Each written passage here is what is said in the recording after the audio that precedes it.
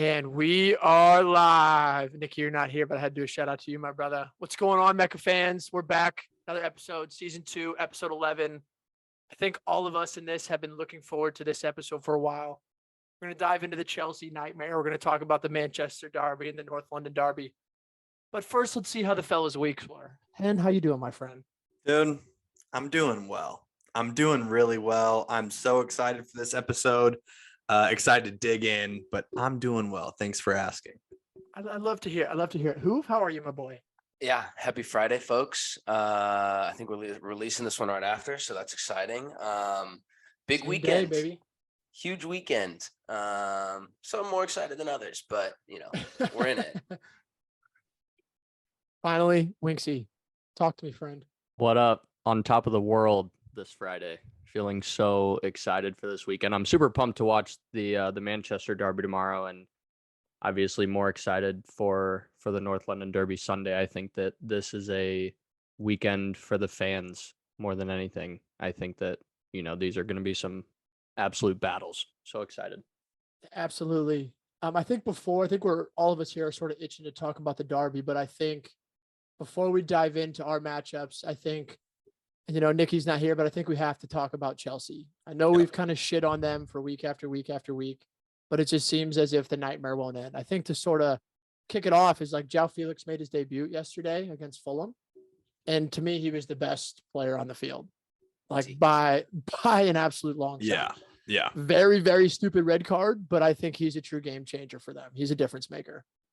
Yeah, and it's unfortunate because I think we've all seen the statistics now with his loan costing, or what is it, 17 million pounds. And now that he's out the next 3 games, they now have to pay him over $500,000 every single game he plays. Oh, I think it's bonkers. like $3 million, or it's like $1 million each. Yeah, it's so ridiculous. But I agree with you, Dobes. He was everywhere in the first half, and I think because Hoove, you being the exception, but because the rest of us have been linked with João Felix, we've been paying really close attention to his game over the last couple of months, and he put fully on display what we hoped he could bring to our clubs. He's going everywhere. He has a completely free role. Every dangerous moment happened through him in the first half, which Chelsea's lacked for a long time. But like you said, Dub, super stupid red card. Really bad, man. Just really bad. He had that. He came in for Atletico. Yeah, I was gonna say. I think he came for 20 games. His prime games is what he came for Chelsea. With that red, he can only now play in 17. He's got to sit out 3 games instantly like that. And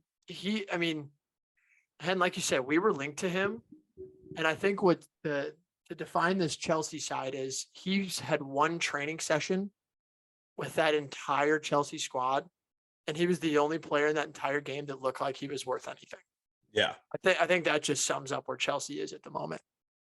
Yeah. Well, we've talked about so many times with Chelsea that we just can't figure out their identity this season, that they have none. And kind of like what you just said, João was the only one that played with identity, at least until he got, sent off. I agree. I'm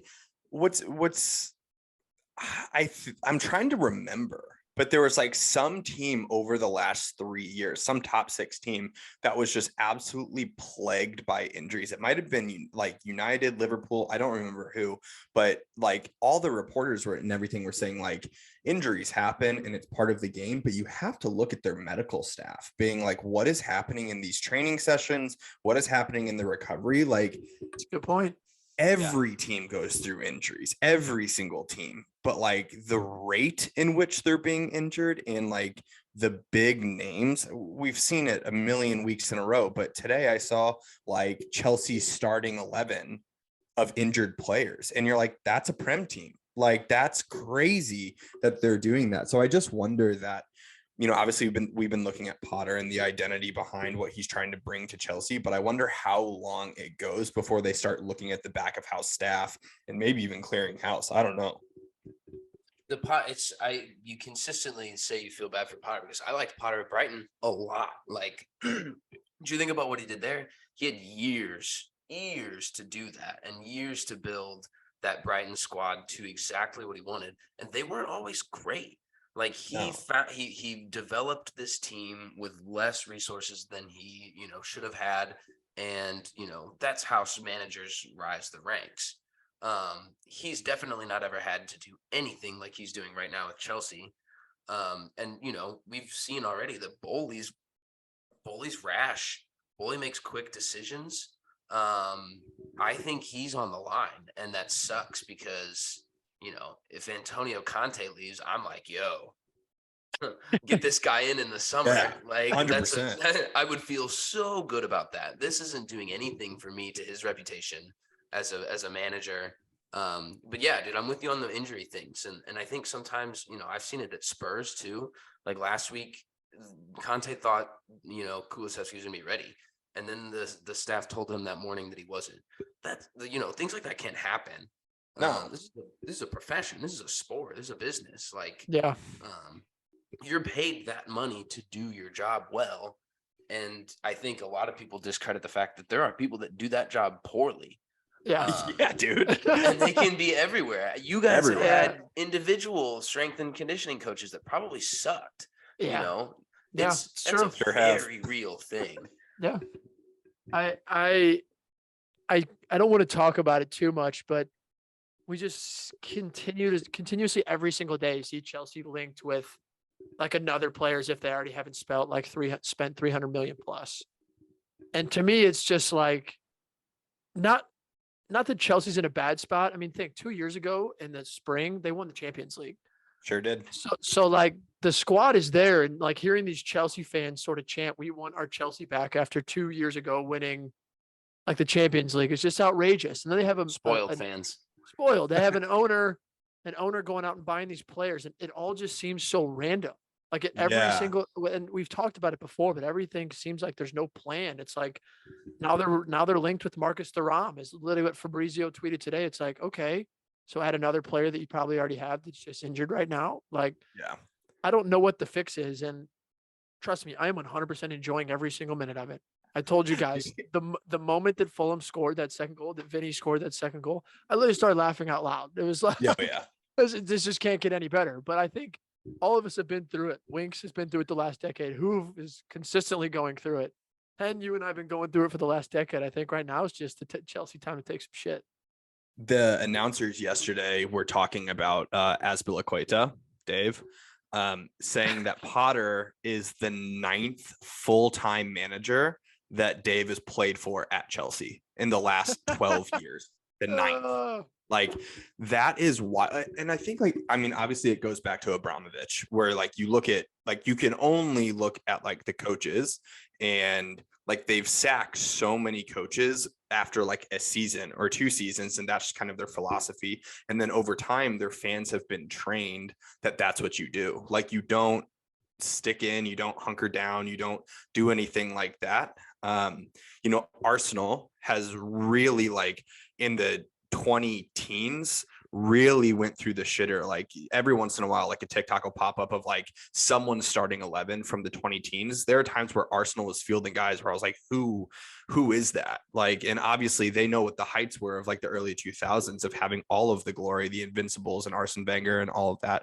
Like Tottenham, same thing, where they've had moments where you're looking at it and you're like, this doesn't make any sense. Who are these guys? But then they've had times where like they're 11 now, and really over the last like season or two, where you're like, yeah, it's a good 11. Same thing with United. There have been the most random guys at United, but like sticking things through. Chelsea has had the most random player pool over the last 20 years. If you go into like all of their transfers and guys that have played like caps for Chelsea, it is the weirdest group of people. And like, yeah, the coach always changes. I just think that the fans, they might be spoiled, but they've just been conditioned into this really weird philosophy of, if it's not working, get someone else, which kind of is true in sports, but like you question their ability to really like make players better. If I was a forward, if I was a forward or any attack, if I was an attacker of any kind, I would steer so far away from Chelsea. Like their track record with just destroying attacking players is like off the charts, you think back to basically Drogba was like the last time that they had like a really solid striker. And that's alarming. That was a long time ago. So Yeah, Dude, it's they weird. went through everyone. That's a good point. They went through Alvaro, Morata. They went through had Eto at a time. Eto. Yeah, dude, they've gone through everyone. Torres, like we all know the story with Torres, but like, yeah, Lukaku just like didn't Yeah. work at all. Yeah, it's weird. Chelsea's. I think Oof. to keep it not necessarily on Chelsea, but I think we do have to give some credit to Fulham. I mean, I don't know if you Yeah. guys watched that game yesterday. Like, yes, that red card helped them like significantly, Immensely. but like they haven't lost since before the World Cup. Like, I don't know if you guys go back and I think it looks like their last time they drew was like December 17th, and you go back to their last loss, it's November 13th. So it's like they're a good side, and I think it's just we have to give them some credit. And they were without like their top goal scorer, their number 9, like Mitrovic, who I think we all rate as a highly rated striker, and they're without him, and they still go out there and Do it. obviously Chelsea look like the better team at times, but like Fulham have some dogs all over the field. 100%, and they're doing it. Like, Yeah. like they have their system, you know. I love the shout out. I know that we said it in the group text, but it needs to be said on the pod. But you know, I love that 2 podcasts ago or whatever, Nick Hayflinger is saying how he's not worried about finishing above Brentford and Fulham, and then the announcers yesterday are saying like Chelsea's concerned with getting top 4, and they're not even in the top 4 of London. I just can't think of a better piece of banter in the entire world. But you know, all credit to Fulham, man. Like I forgot if I think it was Tom Cairney. He came off the bench and played a huge role in the closing out that game, and he is the most capped player off the bench this season of any team. And it shows like the consistency of this is what our formula is, and this is what we're going to do at each time of the game. Every single person's bought in. You know, there are guys on that team that aren't playing as much as they want to, but whenever they do, they're dogs, like you said. So all credit to Fulham. Chelsea is in a downward spiral, but Fulham's awesome. Fulham's awesome. I liked Vinicius when he was underneath Harry Kane for a while on loan at Spurs. He just, it wasn't the right fit. It wasn't good for him. Fulham is perfect for him. Yeah. Like that suits his style. I always have seen and thought that he was a really good guy. You root for guys like that. And I was so excited for him to see score that goal. He was so unbelievably geeked. He didn't know what to do. Yeah. He was just screaming. He looked like he was pissed. Like it was a very, Richarlison-esque just anger moment. Like, Yeah. It was cool. I really enjoyed that. But yeah, Fulham's awesome. Fulham's awesome. They're fun to linked watch. Linked with Tim Weah this morning. So Full America Oh, continues I potentially would with love another that. signing. Yeah, dude, I it'd be would awesome. Love that. Be so sick. Be so sick. That'd be insane. That'd be insane.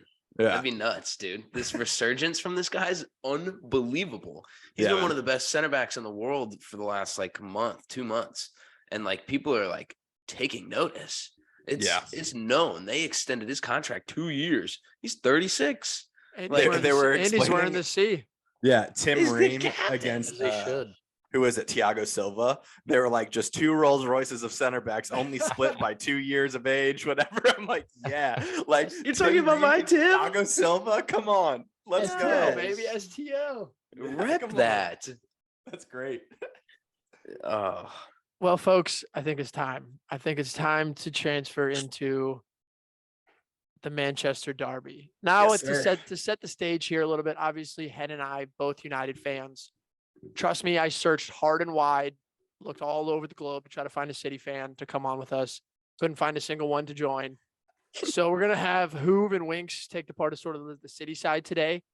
But to set the table a little bit, we go into Saturday morning's game, 4 points off of City. United's won. I think we're at 8 in a row right now, so probably the best form we've ever been in going to a Manchester Derby. Hen, I'm curious to get your thoughts. Like, are you optimistic? How are you looking at this game so far, man? Yeah, I am optimistic. It feels like one of the first times in a long time that I feel optimistic going into this game. City's just been at the absolute height of the Premier League for 10 years now, 8 years now, certainly since Pep has come in. It's been really impressive to watch them play. And so there's plenty of credit to give there, but there's just something different in the water at United this year around, where I feel really good. I think if we can go and steal points from City, it's a huge victory for us. I do wonder if John Stones is going to play in the back for City. Like, he's listed as doubtful, but he's been a rock. And a lot of people like blowing up over TikTok right now. We're seeing like combined 11s for City and United, and John Stones is in just about every single one of those lists. And if he's not playing, that's huge, obviously. It'll just be really interesting to watch how United deals with like the wingbacks. Rico Lewis will probably get the start on that side. Maybe João Felix will be on the left, or not João Felix, sorry, João Cancelo. But like, I got Chelsea on the brain still, but João Cancelo might start on the left in those inverted fullbacks that they use, Arsenal uses. It's a lot to deal with. But if they play similar to Arsenal, we countered incredibly well against Arsenal at the beginning of the year, and I feel good about that. So I do feel really optimistic, which is nice. Something that I think will be fascinating is watching the Wan-Bissaka Grealish matchup on that side, with Grealish, as much as he like dives There's and no as much way as he starts Grealish, bro. There's He no could play. way. It could be any of those guys, and it's going to be an interesting watch against Wan-Bissaka. Yeah, So, Wan-Bissaka, but I mean, like we all dog on him, and Dobes and I'll dog on him more than anyone else. But the guy tackles, bro. He tackles, and so I think that it's just going to be really interesting. I can't imagine it's going to be super pretty tomorrow, but I imagine that we'll put up a really good game, and I see us leaving with points. So that's how I what feel. about a prop bet on Wan-Bissaka yellow card? I don't know what the odds are, but Probably a good shout. Honestly, it might be a good shout, but I would take it probably on Casemiro before I would take it on Wan-Bissaka. Guy Yep. tackles a lot, but Wan-Bissaka He's- doesn't get too many cards. Like, he's really good at tackling. He slide tackles really well.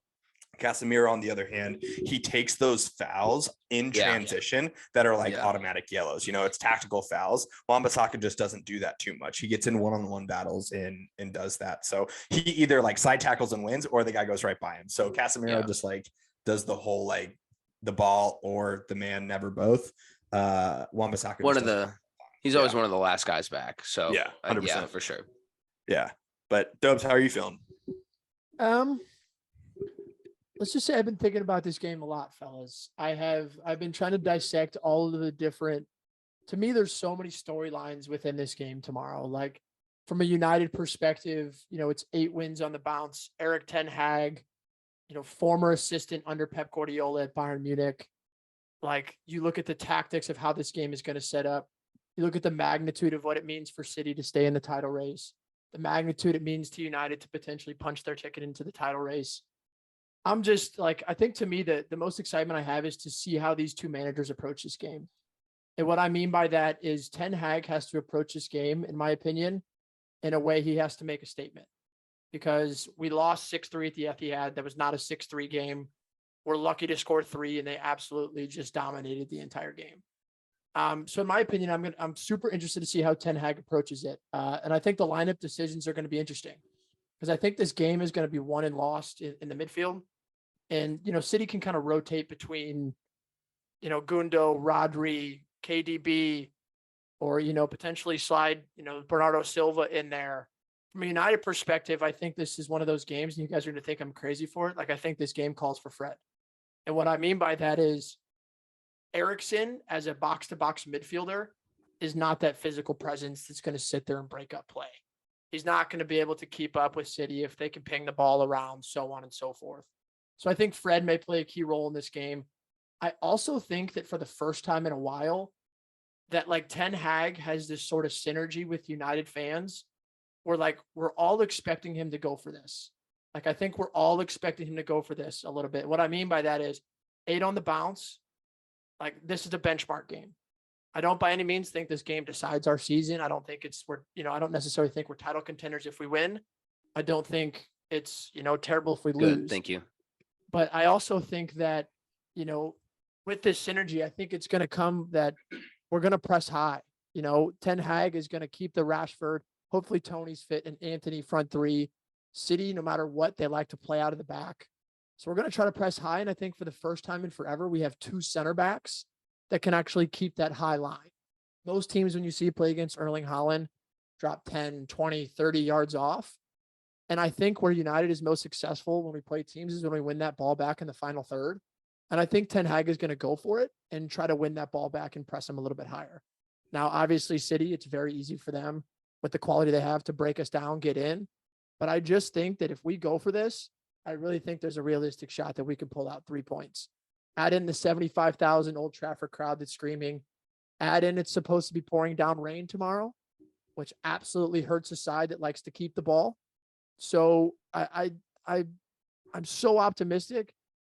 As a United fan, every time I've been optimistic, I've gotten my heart broken. So Sure. I'm very much a realist when it comes to this, that I'll take a draw. I can see us pulling out 3 points. I can also see us losing, 5-0. So I really don't know what to expect from a score line, but I'm positive as I It was can the be. best of times. It was the worst Yeah. of times as a United fan. I'm And so accustomed to it, man. So Yeah. accustomed to it. Hen, I think you said this in the Mecca, talking about this game throughout the week. And one thing that you said specifically that stuck with me was that one of the things you're most afraid of is that Erling Haaland is on a goal drought, and kind of being not scared, but like being aware that like he hasn't scored in 3 games. And I know like saying that someone is in a drought after not scoring in 3 games is crazy, but it's the alien. So I think it's a little different there. So I'm excited to see how he kind of comes out and attacks, you're back too. But Yeah. I think from I'm curious on your guys' opinion on this, and we talked about it playing a role in a couple of the World Cup playoff matches, but where do you think the game is going to be won or lost in this game? Yeah, it is kind of funny. I think I've noticed like over, I guess, season 2 of us talking, the amount of times that we said the game is going to be won and lost in the midfield. Like it could literally be a button on like my desk that I just press and it's one of us Audio saying board. it. But I don't think that on this game though. So I don't think so either. I don't think so either. Which is but- why I asked it. Dobe said it earlier, but I'm gonna. If I'm- Casemiro's the best player on the field, we win this game. Yeah, but so here's the thing. You alluded to it that Holland's like on this goal drought. Also remind you, he bagged 2 against us in that 6-3 game. That were nuts. Like one of them was like that one that he like stretched all the way out, played great defense against it, and then he just showed his class in that one movement where it's just ridiculous. Yeah, hoof just like that. So what will be, I think, the key is the 2 center backs. I want to see Licha like really play Holland, show signs of that Ajax versus Dortmund matchup like last year where he just pocketed them like the entire time in the Champions League. I think that would be massive. I feel like our outlet is going to be Rashford over the top, which I'm cool with. He dusts people. I'd put him up in like a foot race against anyone on that back line, with the exception of Kyle Walker, but who knows if he's going to play. But for me, it's the center backs. I think if Varane and Licha go out there and show the class that they've had, it's going to be huge. I've seen multiple TikToks of like the combined 11, not even from United fans, but the entire back 4 of this combined 11 being United players. And I think that's huge. But for me, it's the center backs. I think that's Non-biased center back. so bold, but I'm not going to argue that I do think it is the center backs. I'd take Joao. The reason I think it's the midfield is because I just genuinely think that on any given day, like Gundo, Rodri, and Kevin De Bruyne is the best midfield 3 in the entire world. And I think that if we allow them to sit there and dictate the game and ping the ball back and forth and dictate the pace in which this game is played, I think we lose. I think if United can sort of muck up that play in the middle, Casemiro with some tackles, as well as I genuinely think we're going to try to keep the ball a little bit. Like I genuinely think it's just Ten Hag's style. He's never gone away from it. I think we're going to try to keep the ball away a little bit. And so I think my opinion is it's going to be Cassie and Fred and Bruno. If we can keep the ball a little bit, I think that like we have a great shot to beat them, because City has some weaknesses. Even though they have it, even though they lost midweek and didn't play their actual side, like they still had some of their like best players that just got played through. And so I think that if we can keep the ball a little bit and have Cassie sort of dictate the game for us, I think that like the key to the game for me is him. If he can be the best player on the field, I genuinely think that he's the key to us winning this game. I think when Hen point, if you guys do play that high line, I think there's fireworks in this game because the Kevin De Bruyne to Erling Haaland on a high line is a super, super dangerous thing that can happen repeatedly through a game.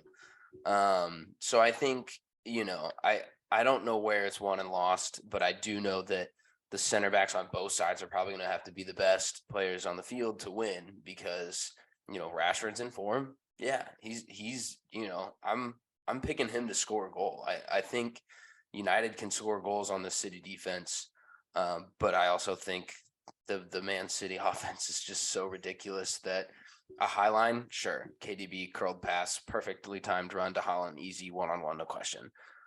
They can break you down. Like if that's what it has to come down to, and they're going to have 60 to 65% possession, they'll do it. And it may take longer, and it's not as pretty when they play that way. They just lull you to sleep. So I think, that could happen too. But yeah, it definitely comes how do they set up. I think the high line determines the game, 100% determines the game and how it looks. I'm so interested with that.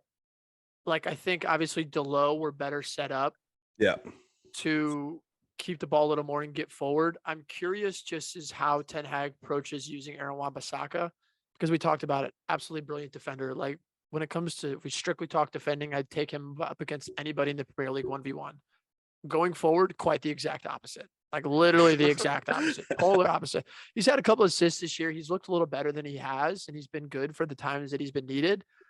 But like I genuinely think that, if Delo's in there, we potentially play a completely different style. And I think that one position means so much to us. I also think subs are going to have an impact in this game. Like they're going to. And, depending on who actually is injured for us, Ten Hag kind of keeps the injury list close to his chest. Like we may be relying on like Garnacho, and I generally wouldn't be surprised if we see Pellistri to come in and try to change the game. After midweek, you might as well put him in. Garnacho playing over the top would be sick. If Christian Eriksen's on the bench, you guys go down a goal.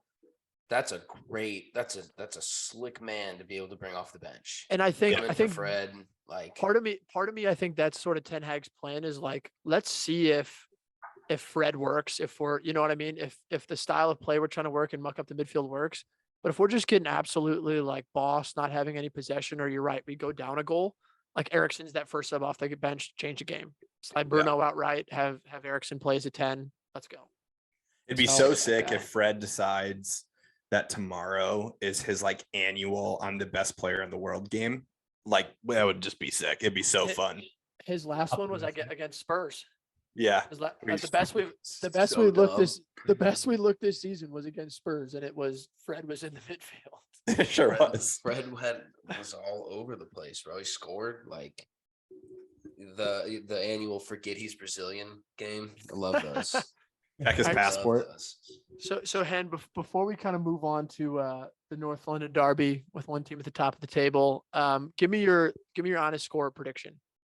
Give me your score prediction. Honest. I'm gonna say 1-0 United, which is like crazy, but 1-0 United.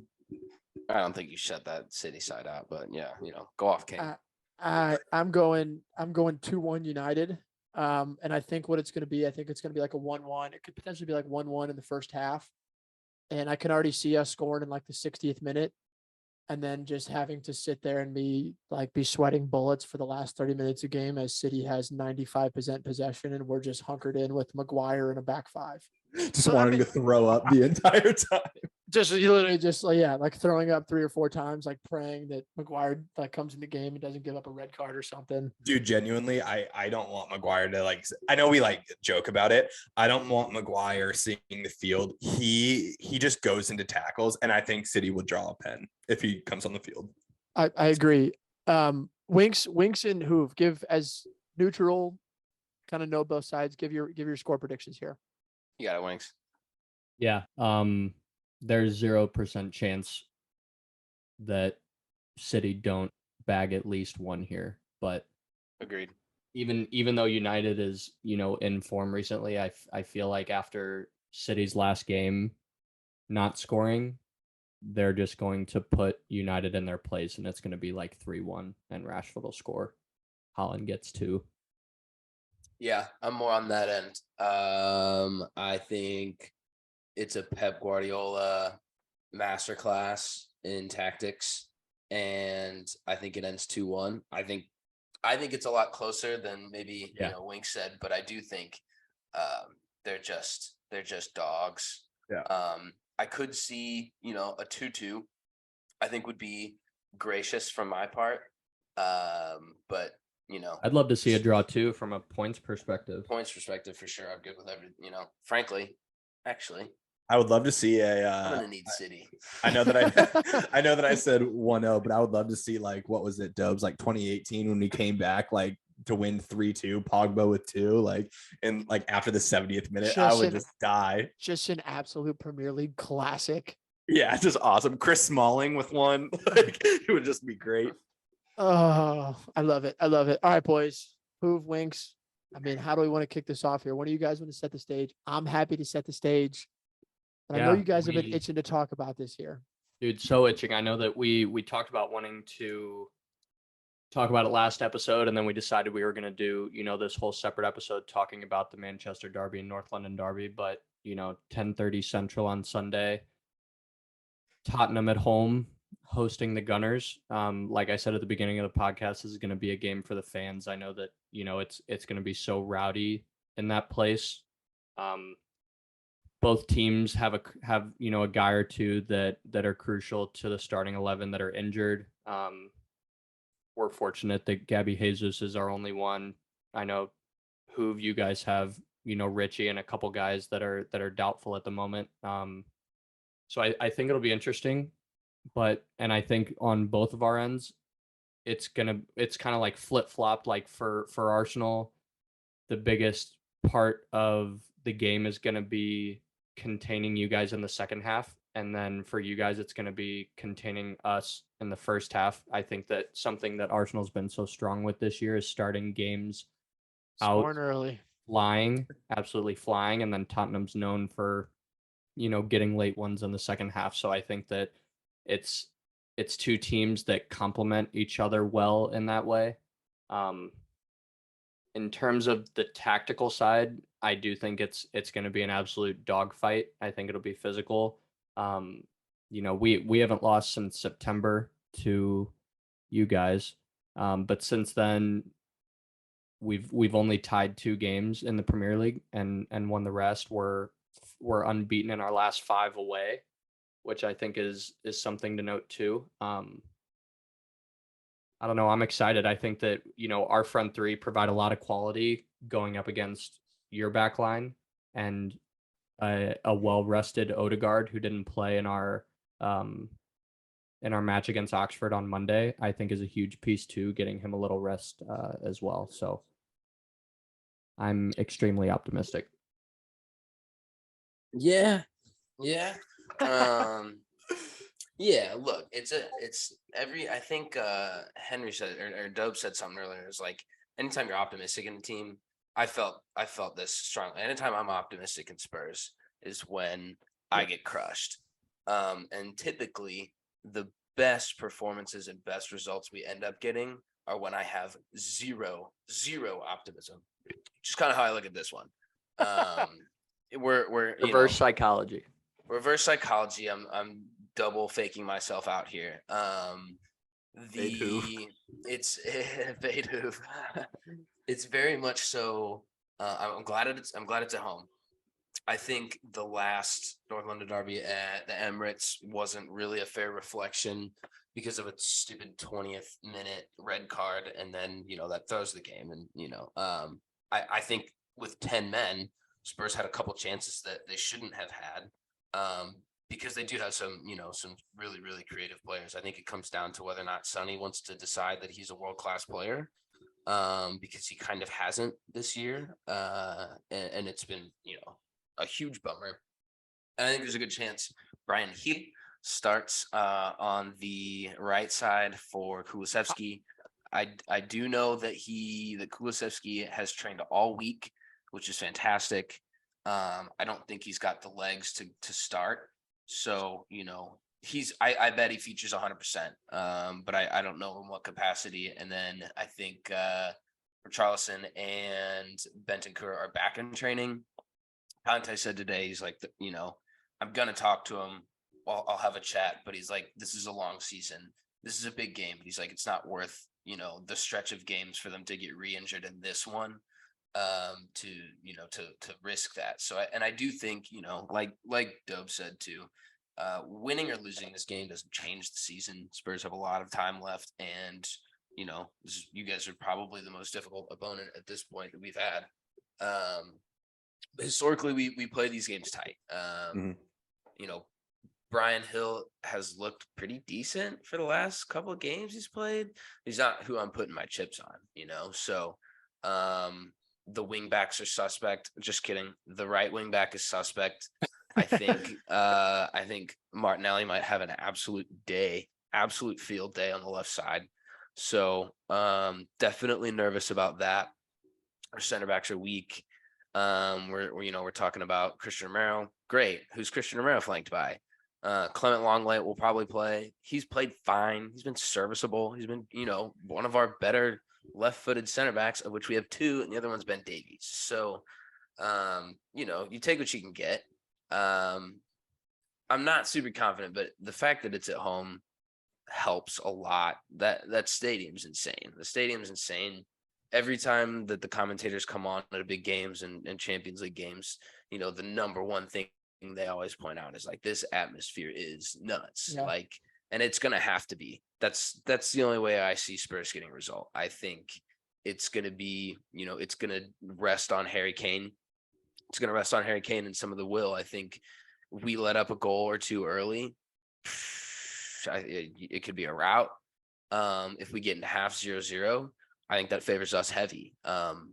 They definitely decide to start playing in the 60th minute, which we've kind of watched literally all season, and they bag goals. Like, I don't know the stats, but I think I've seen somewhere that, like 60 or 70% of Spurs goals this year have come late, like 20 minutes, 30 minutes left. So, it's, I think it's straightforward. I think it's super straightforward. I think Spurs are going to hunker down because that's what Conte does in spring counterattacks, and it works when it works. But if you aren't solid enough defensively, then, Odegaard's going to unlock us. Like, I don't think this one's won or lost in the midfield either, because I think, Basuma, if he plays, he's doubtful. I think Basuma, Højbjerg, God, and who else are we going to rely on? Yeah, Oliver Skip, bro. I'm just, there's weaknesses that don't have depth. The positions that we're lacking in right now are the positions that have the least amount of depth of all of them. So yeah, I think Gabby has a field day. I think, Saka contributes. They can't let up a goal in the first half, and they're going to.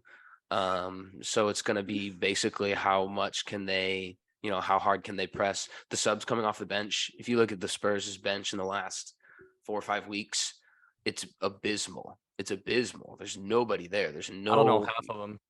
I know you shouldn't know half of them. And then, there's one maybe attacking minded player that's on the bench. So like, Sonny's going to play 90. Kane's going to play 90. If Højbjerg's your most creative center midfielder, then we're looking at some issues. But yeah, I mean, Hen, you guys hop in. Well, I'm curious, man. Like, I'll just rant. Yeah, and I know we'll talk about Arsenal here in a second, but I'm curious who you all are sitting in 5th right now, which if you were to have asked me to like name the top 6, Tottenham would not be in the top 6. So I think that's like testament to like the early on in the season. What? Standings wise, for whatever reason, in my head, when I look at Tottenham or I think of Tottenham, I'm like, oh, they're just like tying and losing games. Literally, that's what's going on in my head. So when I see them like in the top 4, top 5, I'm like, oh, interesting. But I know that you mentioned, and it sounds like Conte is also talking about how like there's more games to play, not just this one. If you all lose this game, and let's say I'm just going to throw out a line. Let's say it's 4-0. It's a rout. That Is would be your fucking insane. Yeah, especially at home, it'd be terrible, whatever. But like, we talked about this with other teams, but is your radar going off at all for like the rest of the season? Are you chalking the rest of the season? Or are you saying like we might still be in this in top 4? No, I think historically you look at the record against Arsenal and it slightly leans Arsenal's way. And there was a good, 8-year stretch in the early 2000s that they just pummeled Spurs, and Spurs weren't even anywhere close to being the squad and club that they are now. But no, I think you look historically, we beat City twice last year. Yeah. Yep. We play some of these teams, Liverpool. We take Liverpool tight every single time we play Liverpool. So I think the season you can't chalk it up like that. At that point, though, you're definitely scoreboard watching more than you'd like. Yeah, You're fair. banking on Newcastle draws. You're banking Yeah. on United losses, which win games. You control your own destiny. That's what it is, and that's very much so. I think what Conte feels, but no, I don't think you chalk the season up. I think top 4's, to a certain degree. What has Tottenham ever wanted? Top 4. Just stay top 4. Just stay top 4. Stay relevant. Stay in the Champions League. Cool. That's cool with Daniel Levy. Fine. But I think it starts to get tighter. It starts to get a lot more, result dependent on others. But you do the math on it. Where they win this game, United win. That's a really, really tight top 4. Yeah, super tight. Top 5. It's top tough. 5, It's top tough though. 6. It's tough though with you guys because like I remember when I was diving into this game earlier this week and looking at kind of like your guys' strength of schedule remaining. Like I feel like it's on the upper end in terms of difficulty, right? Like you guys get City next after us, and then I think it's Fulham, I'm pretty sure, who are obviously playing well, and then City again.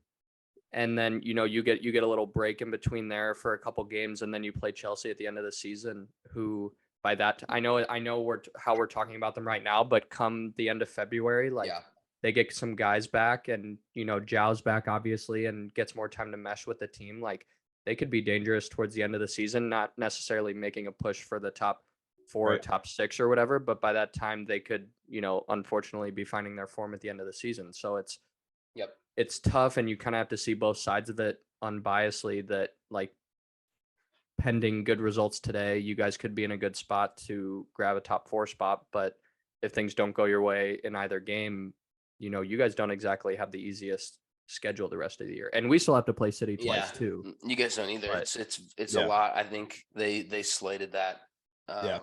pretty well towards both of us.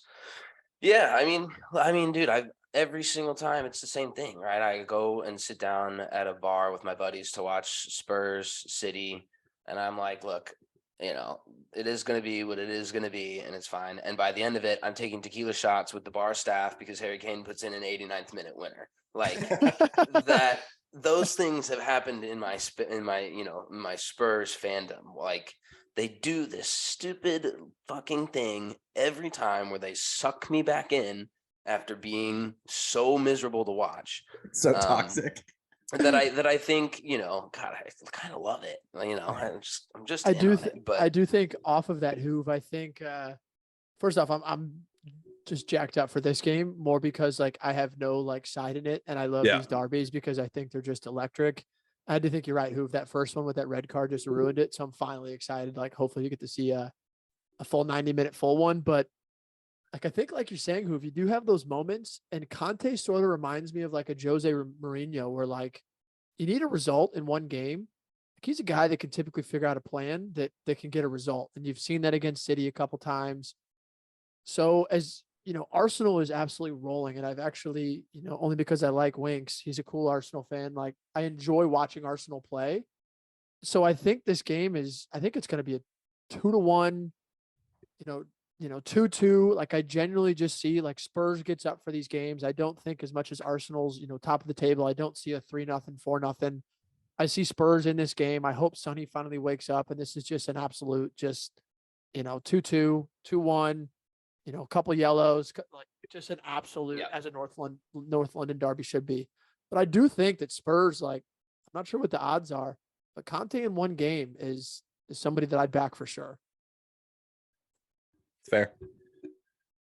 Yeah, I mean, I watched Steven Bergwijn score just obscenely late goals. I've seen them do this time after time, and I'm taking solace 100% in the fact that the games that I feel the least confident in are the games that that they show up. So, Yeah. And it is, it's they hate everybody hates everybody in this, whether or not they're new to the squad, whether or not they're new to the city. That rivalry runs quickly and it runs deep. Yep. Like And that's- Antonio Conte is in on, I know exactly what this means. Like, oh, I know exactly what this means. Yeah. And that's what's tough about it too, is like, yeah, you guys got a red last time we played you, but it could just as easily go the other way and Chaka does something stupid and gets a red in the midfield too, man. And then it's like a flip-flop situation in this game. Yeah. So like Mhm. it's tough looking, like I want to look at it from the perspective like we're in incredible form and Tottenham has these guys injured that we should be able to capitalize on this game. And I've, again, said it almost every single podcast where we've talked about Arsenal, but we need to take it one game at a time and get 3 points one game at a time and not look too far ahead in the future. But this game is always different than any other game. It doesn't matter if we're 12th place and you guys are in second or vice versa. Like it's 100%. close. It's one of those games that like no matter who's out there, it's just like you said, like it's just pure hatred on both sides and all the way around, and it's gonna be a dogfight. I think that sort of speaks to, I know we all try to like keep the optimism and say that like this game doesn't like determine the outlook of the season and like what our thoughts are, but like I already know myself. It's like if we beat City, it's like my optimism for top four, like and the benchmark of us beating City sends it through the roof. And I think that Skyrockets. skyrockets. And so like I don't think it determines it, but I think just like the confidence as a fan base and the confidence as like a team, it's like, hey, we beat City. Like then we're actually maybe potentially one or two players from actually challenging next season. Yeah. To versus I feel like versus the whoever, sorry to interrupt you. I feel like whoever, no matter what team you are outside of City, one of those things as a fan of a different team in the Premier League is that if your team beats City at any point, it just gives you so much confidence because Absolutely. the last however many years, they've always been that one team that like, if you can beat them, you can beat anybody in this Yeah. league because they're that team. Yeah. So I think I know where you're it's coming from. a benchmark, like it's a benchmark big moment in the league in January, like an Arsenal loss and a City win, and all of a sudden the title race is like outrageous. Like a Spurs win, the United loss, all of a sudden Spurs is like in fourth and like right in the top four race, and top four race like really heats up. So I think I don't know if there's been a time where these both games have happened on the same weekend with like as What a much weekend. as much so much on the impact Yeah. table. Yeah. as much impact as they actually have like this early in the season. Yeah. I think like I'm absolutely just jacked up for it. I don't know about you boys, but I can't wait. It'd be a good weekend of footy. I'm All right, Winksy, let's give predictions. Yeah, I like our form quite a lot. But to keep it short and sweet, I think we take 3 points and win 2-1 here. I think that we get 2 in the first half. You guys get 1 in the second. I pretty much would agree with 100% of that. I do think there's a late Harry Kane pen or something like that to make it, every bit of drama that anyone could ever want out of that. I think it's 2-2. I think they show up. I think they let in those goals. I think they get those goals back. So Those last 2-2. 15 minutes and extra time are going to be exciting. Insane. Yeah. Insane. They're gonna be insane. Yep.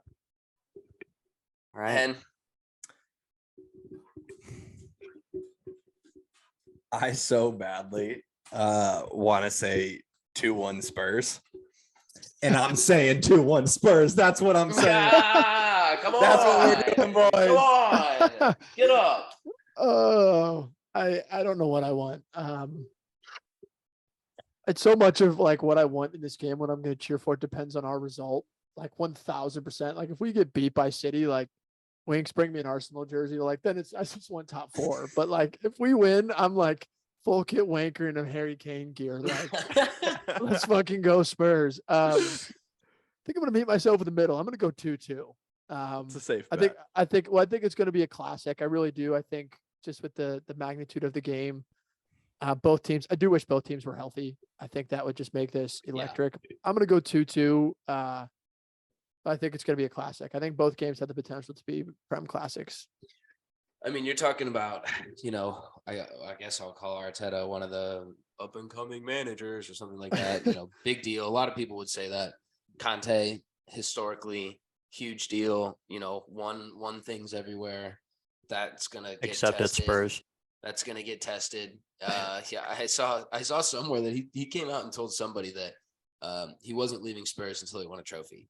The And gravestone's going to be there. Yep. the first tweet under that was him with the like age filter face, like on the bench at 80. So that's exciting to hear. He's probably the best coach we've had since Poch. And then, I was so hopeful for Mourinho at Spurs, bro. I thought that was going to be awesome. I would tell you, and I think I did tell you guys this. Mourinho, up until he became the manager at Spurs, was my single number one most hated manager ever. I hated him. I hated everything about him. I hated the antics. I hated his comments. I hated how he played. I didn't like how he played at Spurs still, frankly. But once he's on your team, dude, you love it. Like you go and kind of suck it up. Like I was eating everything he said in the media alive. I ate it up. But him getting what did he get? Like I think 8th or 7th in 2020. And that was like a miracle, basically. Like it, and we got into the Conference League or whatever. Yeah. That was the one with the documentary. It was in COVID, with the All or Nothing, and it was just like him talking to Dele Alli saying that you're wasting your career. Now dude. he's at like Besiktas or whatever. Don't even get me started on Dell. I feel so bad for the guy, but I also think it was some of his own doing. But yeah, it's gonna be electric. That's my that's my leaving point there. It's gonna be an electric one. I think so too. Yeah, boys, exciting weekend of games coming. I think this is a sort of a sports fan's dream. NFL, all these games going on this weekend. Don't leave your couch. Grab some beer. Stay home with your friends and watch some footy. I'll be drinking tomorrow morning at 6:30 a.m. probably to calm the nerves, but that's just going to be what it is. So do we move to a factor cap? Anybody got a factor cap today? Yeah, bro, I got you. I got one for you. In the spirit of Butch Maine, who isn't here, but okay, I'm gonna make a statement, and then feel free to factor cap it. Okay. Feel free to give some reason. We have some time, so feel free to give some reason. Manchester United are in the title race. Oh, come on, dude. Don't do this to me. Do it, Dobes. I'm going to look at your guys' remaining schedule. I am too. I'm Manchester United right now. Are in the title race. All right. I'll go first. I'm going to say no. And the reason I'm going to say no is because I think we have to be a little bit realistic. And what I mean by realistic is, and when I say we're in 4 competitions, guys, don't like overreact. Like we're not necessarily in the Prem, but we're still in Europa League. We're still in the FA Cup. We're still in the Carabao. Yeah. So we're going to be playing 3 games a week for months, like a few months here. And I think that so much of, yes, we've been great. We've been in such good form. We've looked amazing over the last couple of weeks. We very much enjoyed watching Ten Hag having us progress. But like I'm continuously going to say it, like we don't have the depth of a squad to play 3 games in a week and continue to get results. So I think there's going to come a bad patch. Like we may get a result against City. We may beat Palace. Like we may be there. I just don't think over the longevity of 4 more months of the Prem that like we're going to have a few key injuries. And I just think it may come back to haunt us. So I'm gonna go cap. As much as I want to say fact, I think we're a few players. We're wherever the hell Sancho is. Like we have too many internal issues going on at the moment. I'm with you. I think if you guys are in the title race, we're in the title race. So you guys are 2 points ahead of us. 1 game in hand. Dobes drinks that comment. But game at hand though. Game in hand. Yeah, game in hand. Miss me, but. I'm with you. I think too, and I think that's kind of Spurs' thing too. Is like, they're still playing other things. They're still playing other things. Still in the FA Cup, and I do give credit to United in the fact that you could win the Europa. Definitely one of the better teams that's left. That's a real objective, and I think that would be huge for Ten Hag and whatever. Absolutely. Any trophy would. But to sit here and think that Arsenal are going to drop that many points, and City are going to drop that many points, I think is, I'm not going to say ignorant, but extremely hopeful. Extremely hopeful. Yeah, I think you both hit the nail on the head. And we've seen it with the World Cup being right in the middle of the season too, and leading up to the World Cup, a lot of these teams playing a ton of games in a row throughout the week. That takes it, and I think we talked about it on the first podcast how they just seem, the Premier League, or I guess FIFA in general, just seems to slowly, UEFA, etc., seems to just slowly add more tournaments, more games, etc., to all these teams' schedules. And credit to you guys for still being in 4 tournaments. But that takes a toll on players, especially your starters that are gonna play that many minutes when you guys are trying to compete for so many different trophies at one time. So, cap from me, I think that there may be 2 games that we should be close in the rest of the season. When we play you guys in a couple weeks, and then when we play City in the Prem, next month. But other than that, I don't see us dropping enough points for you guys to catch up. I think I got to go fact just to be different and to be super biased. But here's the thing that we haven't talked about with, Ten Hag and United. Winning is contagious right now. It's a contagious thing. People are loving it. And I know that you can say the same thing about Arsenal. They've been winning a lot. I'm seeing a fight from United that I haven't seen in a long time, and it's from every single person on that team. You're seeing guys coming off the bench with a huge amount of fight. I think the game at hand, while it may not be, we don't have one up on Arsenal or City, we do have one in Newcastle. So let's say like we win the next game, we're 1 point off of City at that point, and then the title race is wide open. I am choosing to be super optimistic the back half of this year, and I think that we're going to be in good graces this year. So I think we're very much in the title race, and it's an exciting thing to say after a lot of years. I will say, if we get bounced by Barcelona, like, I almost think that, like, puts us, like, depending on how these results go, of course, Barcelona's a few weeks away.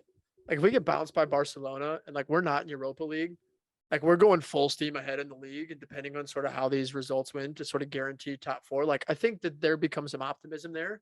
Like, if we drop out of that, like, Europa League that doesn't go all the way to, like, what, May? Yeah. Like, that may give us a little more shot. I want to be optimistic with you, Hen. I'm happy that you are. The last decade has programmed me to be otherwise. I get it, bro. I get it. It'll be juicy the back half of the year. It'll be juicy. I love it. So before we sign off here, Winks, I know we have a special guest come on next week. I don't know if you want to do a little bit of a little preview or talk about a little bit, or happy just to say it, Yeah. man. No, I'm happy to. I think it'd be good to give everyone some insight as to it.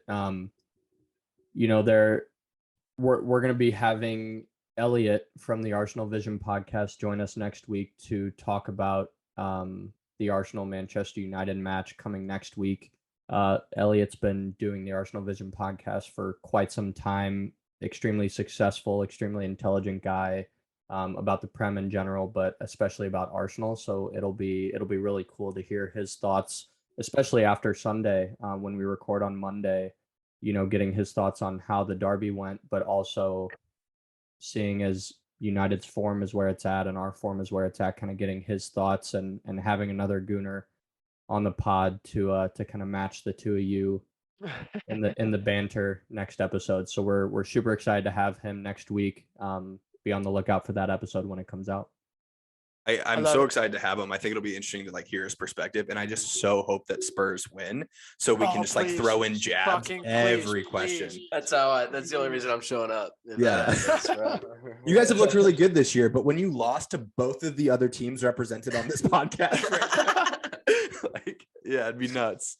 But it's gonna be awesome. It'll be great to have him. I Let's love go. it. I love it. So keep an eye out for that. Another great episode, boys. As always, follow us on all our socials. Follow us on Instagram. Follow us on TikTok, Twitter. Next episode, there's going to be some either very happy people on this podcast. So I think the banter will probably be electric next week. But great episode, boys. Signing off. Yeah. Cheers, fellas. Yeah, Cheers, lads. fellas. Good one.